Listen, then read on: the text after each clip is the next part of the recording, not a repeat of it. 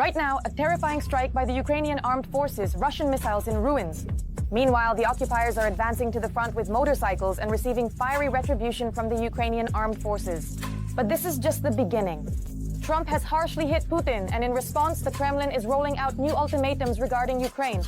Additionally, the whole truth about the son of a CIA official who died in Ukraine fighting on the side of Russia. Amounts are at risk. There's panic in the White House. Trump is facing impeachment. All this and more in our broadcast hotspot. Russia is ablaze. A gigantic fire has shaken the enemy. Social media is buzzing with theories, sabotage, drone attack, or the start of a new phase of the war. Meanwhile, the enemy went all in. The occupiers broke into the front from different directions, but got a beating.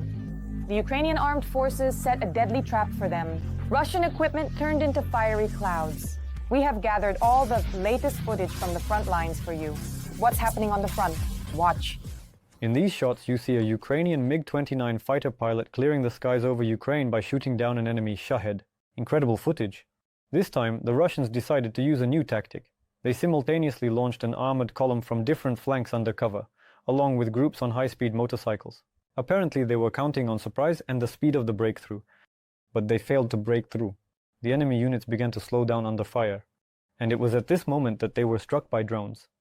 One by one, the targets literally evaporated on the move. The pilots of the 28th Separate Mechanized Brigade, in close cooperation with their comrades from the 93rd Separate Mechanized Brigade, Kolodny Yar, and other related units, acted precisely and cohesively. The motorcycle groups were completely destroyed, along with one armored combat vehicle, Daadito, which Russian propaganda pompously called invincible. The enemy landing force was first literally torn apart by drone drops and FPV strikes, and then the infantry finished the job by clearing the area of the last enemy. On the night of April 29th, a fire occurred near the fuel tanks in the Russian city of Novorossiysk. According to open sources and local telegram channels, the fire broke out in close proximity to the fuel, oil, and energy infrastructure facilities. The scale of the fire caused concern among local residents. The official authorities traditionally limited themselves to a dry statement about the fire at the industrial site, without going into details. Instead, social media is actively spreading speculations about the causes of the fire. This is not the first such incident in the region in recent months. Previously, fires have already been recorded near oil depots in the Krasnodar region and in southern Russia. On social media, the fire in Novorossiysk is already being linked to a response for the strike on Cherkasy. Such a mirrored response demonstrates that energy facilities deep in the rear of Russia are no longer unreachable. The fighters of the 63rd Brigade continue to methodically destroy enemy equipment. At least 13 units have been destroyed in recent days. The brigade's anti-aircraft gunners impressed once again with their effectiveness. For the third time this month, they shot down one of the most expensive Russian tactical reconnaissance drones, the Merlin VR. The Russians market this drone as a high-tech device. But in reality, it once again became an easy target for Ukrainian air defense. Meanwhile, UAV pilots and combat drone systems continue to hunt down the equipment and personnel of the occupiers. Successful strikes have destroyed a Bukanka type truck, a motorcycle, a Vaz off-road vehicle, 3 guns, and 6 mortars. Each such strike is not just a destroyed piece of equipment, but a reduction in the enemy's firepower, mobility, and reconnaissance capabilities. The third destruction of the Merlin this month looks particularly symbolic. This once again confirms that the much-publicized high-tech equipment of Russia cannot withstand encounters with well-prepared and equipped Ukrainian defenders. The fighters of the 63rd Brigade continue to do their job accurately, cohesively, and tirelessly. The enemy suffers losses and is once again convinced the sky and the earth are on our side. In the Zaporizhzhia direction, the warriors of the Artan unit timely detected the preparation of a large-scale enemy attack, and with the help of UAVs and artillery, crushed it before it could reach our positions. The enemy attempted to carry out a massive armored attack, counting on the element of surprise. But Ukrainian scouts from Artan detected the enemy columns on the approach, and from a distance of 10 kilometers, our artillery and strike drones began to engage them. As a result, at least 15 pieces of equipment were destroyed or disabled, and up to 150 occupiers were neutralized. Meanwhile, our infantry hardly engaged in direct combat. The entire operation was swiftly executed using firepower. Even in cases where the enemy managed to land troops, the equipment that brought them to the line of contact was destroyed on the way back, along with the paratroopers themselves, who hadn't managed to secure their position. This is yet another example of effective, high-precision and contactless warfare, where intelligence, drones and artillery play the leading role. In the Pokrovsk direction, our defenders stopped 59 assault actions by the aggressor in the areas of the settlements of Sukhaya Balka, UDD, Sukhoyar, Lisovka, Kotlinoe, Udakhnoe, Novosergeyevka, Troitskoe, Kotliarovka, Podestay, as well as towards Pokrovsk, Stara Nikolaevka, Alexandropol, and Bogdanovka. The enemy advanced in Uspenovka, near Kotliarovka and Razdolnoe. There is also enemy advancement near Demidovka, and the enemy has occupied Nadivka. Additionally, the Ukrainian defense forces continue their operation in the Kursk region. In the past day, there have been 15 clashes in this direction. The enemy carried out 17 airstrikes, dropping 27 guided bombs, and conducted 338 shellings, one of which was from multiple rocket launch systems. Our soldiers are inflicting significant losses on the occupying forces in manpower and equipment, actively undermining the enemy's offensive potential, and rear. Overall, in the past day, the losses of the Russian invaders amounted to 1,060 people. Ukrainian soldiers also neutralized 5 tanks, 14 armored fighting vehicles, 42 artillery systems, 1 air defense system, 94 operational tactical UAVs, and 140 enemy vehicles. That's all for today. Watch the next news tomorrow. Iskander in ruins! Strike on a secret factory in Bryansk. Russia is left without super missiles. The armed forces of Ukraine are finishing off critical electronics. Meanwhile, shock. North Korea officially admits their soldiers are already in Russia. And this is just the beginning. Putin takes a crazy step, preparing to send Russians to fight for Kim. Simultaneously, the occupiers launched an offensive on Sumy. See what's happening on the front line right now. A unique operation. Border guards used drones to free 3 Ukrainian soldiers from captivity. Ukrainian armed forces fighters discovered an enemy group that had captured Ukrainian defenders. Several UAV crews were dispatched to intercept and destroy the enemy, but they managed to separate the enemy from the Ukrainian soldiers and forced the enemy to flee using drops. The drops were so precise that the enemy had no chance. The Russians abandoned the captives and retreated.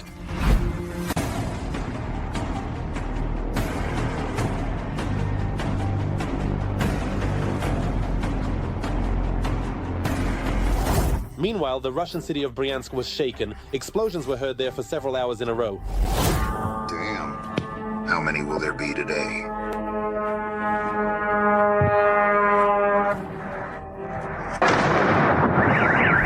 The Kremny EL plant, which produces electronics for the military needs of the occupiers, was hit by drones. In short, something is burning, and something is exploding there. It's burning very intensely. Kremny EL produces a wide range of microchips and components used in strategic weapon systems, particularly in the Topol-M and Bulava missile complexes, the S-300 and S-400 anti-aircraft missile systems, as well as onboard electronics for combat aircraft. 94% of Kremny EL's products are for the needs of the Russian military-industrial complex. It is one of the leading Russian factories for the production of microchips and components for both offensive weapons and the corresponding aerospace forces of the Russian Federation. This is already the 3rd attack on the factory. In October last year, Kremny EL even temporarily ceased operations. The Russian side was forced to admit at that time that the strikes paralyzed the production cycle and significantly reduced the capabilities of the Russian military-industrial complex in terms of replenishing offensive weapons. Meanwhile, on the front, the area of gray zones and combat zones expanded to 5 to 7 kilometers due to the active use of drones by Ukrainian defenders and Russian occupiers, reports the Institute for the Study of War. Also, according to their data, the aggressor country's troops continue ground attacks in the Sumy region, attempting to create buffer zones and get closer to the city of Sumy within the range of their artillery. However, they have not achieved any confirmed successes. The Russians are trying to expand their presence in the Sumy region, with plans to create a so-called sanitary zone, as they call it. That is, to effectively establish a Russian presence in the Sumy region, which would reduce or eliminate the possibility of a repeat of the successful Ukrainian counteroffensive scenario in the Kursk region. At the moment, there is no basis to speak of a threat of a breakthrough by Russian troops directly to the regional center.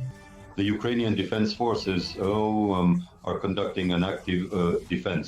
Meanwhile, North Korea has officially confirmed for the first time that it has sent its troops to Russia to support Moscow in the war against Ukraine. This was done by order of North Korean leader Kim Jong-un, according to the mutual defense agreement between Pyongyang and Moscow, as reported by South Korean media. The North Korean leader, according to the report, called the troops sent to Russia heroes carrying out a sacred mission. The presence of North Korean military personnel is an open secret. According to the main intelligence directorate of the Ministry of Defense of Ukraine, 12,000 North Korean military personnel have been deployed to the territory of the Russian Federation, specifically the Kursk region, to directly participate in combat operations.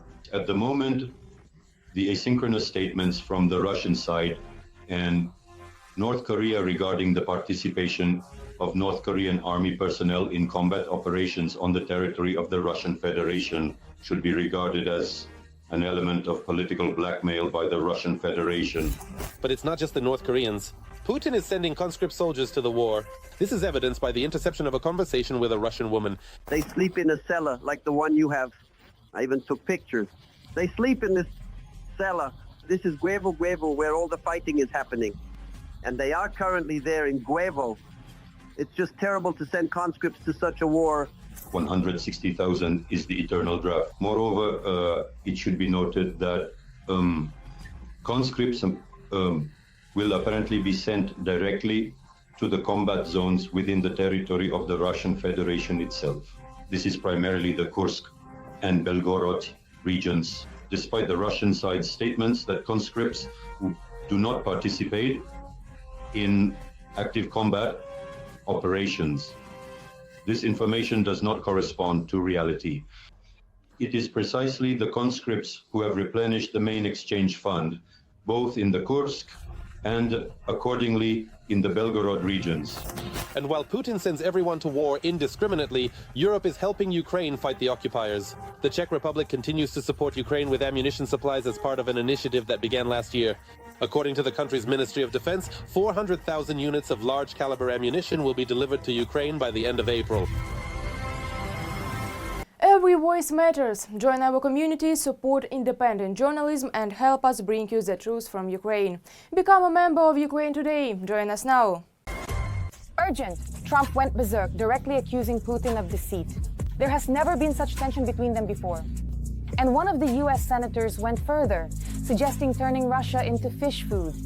The Kremlin is in panic, renouncing all previous promises made to Trump and issuing a new ultimatum on Ukraine. And the cherry on top, Putin smirkingly announces a truce by May 9th. What is really hidden behind the Kremlin's cynical initiatives? The whole truth right now. What a miracle! The Russian dictator announced a so-called truce during the Victory Day celebrations from May 8th to May 11th. Meanwhile, as Trump states, Zelensky has become calmer. This was stated by the US president after meeting with the president of Ukraine in the Vatican. I see that he has become calmer. I think he understands the situation and wants to make a deal. Trump also called the conversation with Zelensky good. And the most surprising thing is that the initiator of this conversation was the US president himself. You know, it's difficult to draw conclusions yet about who, initiated this conversation. We understand perfectly well, knowing what Trump is like, that if Trump were not interested in the meeting, it wouldn't have happened. Moreover, it wouldn't have been organized separately, in that format, in that close format, in that kind of non-informal format, constructive, if you will, format in which it was carried out. Well, of course, we can't ignore the fact that Trump is once again displeased with Putin. What's going on? Let's see what happens in the next few days. We will probably learn a lot. I was very disappointed that missiles were flying from Russia. And Trump is not the only one with that opinion. Senator John Kennedy believes that the situation will not improve until Washington shows strength in its confrontation with Russia. Putin has broken all the promises he made to President Trump. He thinks we are afraid of him. He deceived President Trump at every turn. He has shown disrespect to our president. I don't think it will get better until we make it clear to Putin that we are ready to turn him and his country into fish food. Meanwhile, Peskov states that Moscow is waiting for a signal from Kyiv to resume negotiations. And you know what? Russia is ready to start these negotiations without any conditions.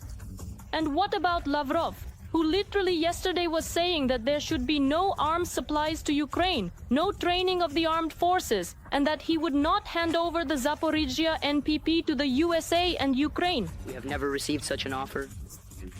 And if we had received it, we would have explained that the Zaporizhzhia NPP is operated by the Russian Federation, by the state corporation Rosatom. Could it be that they haven't reached an agreement among themselves? They are just talking about slightly different things. But overall, they all act within the framework of the Russian Federation's negotiation strategy. Why? Because right now, Putin needs to show, primarily to Trump, a constructive attitude towards a dialogue with the states to demonstrate that they are not the ones disrupting the negotiation process, but as always, to shift this responsibility onto Ukraine. The Russian Foreign Ministry reports that on April 27th, a phone conversation took place between Lavrov and Rubio. Could it be that Rubio was once again trying to explain to Lavrov that they should voice fewer absurd demands? The states say, let's say through Rubio, that yes, fine, we are in a constructive process, we will talk. And we want the Russian Federation to speak constructively as well. But we, so to speak, are providing this bifurcation point for two possible scenarios. Either you show a real commitment to results and readiness for peace this week, at least towards a comprehensive ceasefire, or we simply continue the conversation in the next period. And how could we go without some good news? The Prime Minister of Ukraine announced that in the Mineral Resources Agreement, the aid from the United States provided before the signing of the document will not be counted. Again, what is happening is exactly within the negotiation strategy of the United States of America. And when, I repeat, the United States is ready to sign such an agreement, it will quickly, in a very short time, become balanced, it will become fair, it will become equitable, and it will be of interest to Ukraine. Then indeed it is very likely to become the foundation for Ukraine's post-war recovery. During the meeting with the U.S. Secretary of the Treasury, Ukraine's red lines regarding the agreement were also clearly defined. A record failure. Support for Trump has plummeted to a historic low. This hasn't happened in 70 years. Americans are in shock, and in the White House there is alarm. Trump is losing the country before our eyes with elections ahead and new blows to his reputation. What went wrong? Is Trump really facing impeachment? Watch all the details in the report. U.S. President Donald Trump is breaking all records, or rather anti-records. According to media survey results, support among voters for Trump has dropped to a record low and now stands at 41% of all voters. Journalists note that such a jump hasn't occurred in the last 70 years. In fact, the problem, not only of Ukraine, but of many countries around the world, is that the demand for populism has noticeably increased. And what is the demand for populism? It is the willingness to believe politicians who promise you some clouds that are unrealistic, but at the same time, you are voting not for what politicians can actually do, but for what they have promised you. Now, when it has become clear that Trump is not going to fulfill all his promises, he has the lowest level of support that any newly elected president could have at the 100-day mark. Trump's current result has broken the record for support even since his first presidency. And accordingly, people voted for this beautiful picture created by Donald Trump. He said that everything would be great in the economy. I am the king of the economy. Everything will be fine with me. I am the king of deals. I will make deals with everyone. That is, he was selling ideas that Americans liked, and people voted for these ideas. At the moment, only 22% of voters in the U.S. support Trump. 45% are categorically against his policies. The active decline in support occurred at the beginning of March, when it became clear that Trump would not end the war in Ukraine. And instead, he also started a trade war in his country with China. That is, people who voted for Trump, fully confident that prices would now decrease, see that prices are rising. And accordingly, there is a change in the popularity rating and a deterioration of this very rating for the simple reason that people see that the promises made are not being fulfilled. With his antics, Trump not only damages his own rating, but also jeopardizes the fate of his party in the Senate elections, which are about a year away. Previously, the formula was, if you run under Trump's banner, people vote for you. But now this negativity will lead to the opposite effect. If you run under Trump's banner, they vote for your opponent. And so these risks are present for the Republican Party. And if Trump is doing well, then within the Republican Party, there are concerns that supporting Trump might mean a possible, let's say, defeat in the elections. It's quite logical that due to Trump's populist behavior, soon not only voters but also political allies will start abandoning him. It should also be noted that Trump was impeached twice during his presidential term. Psychologically, the United States of America is not ready for impeachment right now, simply because it seems like it would disrupt some sort of ideal. In this regard, the expectations that the USA will return to the state they were in, say, during Nixon's time when impeachment, well, I repeat, it didn't result in removal, but it at least provoked Nixon's resignation. And now it seems to me that firstly, Trump, like Nixon, will not agree to resign voluntarily. And the politicians, representatives of the Republican Party, will be wary of such a step, as they will believe it could lead to the increase in popularity of their opponents. However, Trump's unrestrained behavior can very quickly be curbed by his own party members, who will simply limit Trump and his manic decisions in power. Scandal. The son of a high-ranking CIA official died in Ukraine, on the side of the occupiers. Thus, Michael Gloss voluntarily sold himself to the Kremlin and paid for it with his life. His path became a lesson and a warning for those who dream of the Russian world. How did the son of the CIA deputy head end up as cannon fodder in a foreign war? And why is his end called treacherous and inglorious? We will tell you all the details right now. Nepalese, Africans, North Koreans. The Russians are recruiting into their army anyone they don't mind losing and who can be paid peanuts. To pay off debts, I decided to sign a contract with the Russian army. They don't understand Russian. It's not certain. They know how to shoot, but that's not particularly important, as their main goal at the front is to be cannon fodder. Are you heading north? Could you possibly tell me from which direction the sun typically rises each day? The sun. Exactly.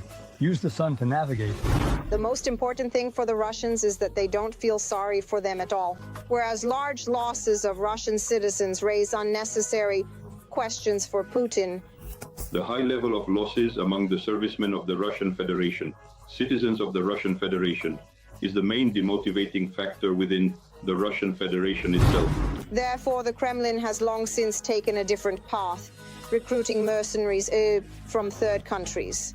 Currently, the main focus of the recruitment activities of Russian special services has shifted to the countries of the Middle East and, accordingly, the Asian continent.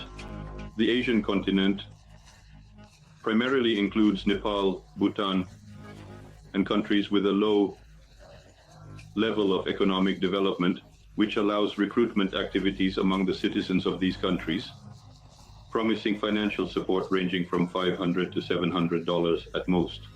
A similar situation exists with the citizens of the African continent. But this time, the story is not about citizens of third countries. An American died on the front lines fighting for the Russian occupiers, and not just any American, but the son of the CIA's Deputy Director for Digital Innovation, Julian Galini Gloss, and Iraq War veteran Larry Gloss, who developed software for the U.S. Army and NATO countries. The 21-year-old was eliminated on the front lines back in April 24th, but it was only recently that this was discussed and confirmed by the CIA. Interestingly, Michael Gloss was a pacifist. In 2023, he dropped out of school and went on a round-the-world trip. He posted photos on social media with a hashtag calling to end the war in Ukraine, and even helped clear debris after the earthquakes in Turkey.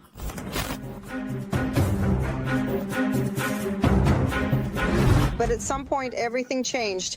The young man got a Russian visa, bought a USSR flag, became interested in Lenin and Stalin, and posted videos with Putin. Even his photos changed. There were no more cute shots with animals. Instead, there were photos with the sickle and hammer. But a problem arose. The American's visa was expiring, and he decided to sign a contract with the Russian Ministry of Defense. It is possible that he was encouraged to do this by Russian intelligence services. Problems in the family, disagreements with family members, apparently including on ideological grounds, led to the young man being forced to, let's say, seek happiness outside the United States. Well, accordingly, I do not rule out the possibility that, considering the active operations of Russian intelligence services, he found himself in the spotlight, and consequently a series of operational actions were carried out that allowed them to recruit him and accordingly use him as an informational pretext to discredit his family members and consequently the United States. In other words, it is likely that the Russian intelligence services simply used Gloss. They promised him the world, but in reality, they were playing a game with him. Judging by how he signed the contract, it seems that it involved a one-time payment ranging from 2 to 6 million rubles, which is quite a large sum for someone unemployed and in need of money. And accordingly, it seems they promised a monthly financial allowance of more than 200,000 and non-participation in the active phase of combat operations. But he did participate because, according to journalists, he was eliminated in the trenches of Donbass. And who knows, maybe it was done by the Russian occupiers themselves. They have been practicing this for a long time, and here there is also a benefit. They recorded actual participation in combat operations, so the official story is that he died directly in combat as part of the armed forces of the Russian Federation. In other words, it means he is considered a combat participant. And secondly, it is accordingly to show that even, look, the children of high-ranking Central Intelligence Agency officials have sympathies towards the Russian state, which indicates the heterogeneity of American society and accordingly the sentiments prevailing in that society. The story of Michael Gloss should serve as a warning to those considering trusting recruiters in the Russian army. If you value your life, you absolutely should not do this. That's all for now. For more fiery news from the front, tune in to the next episode.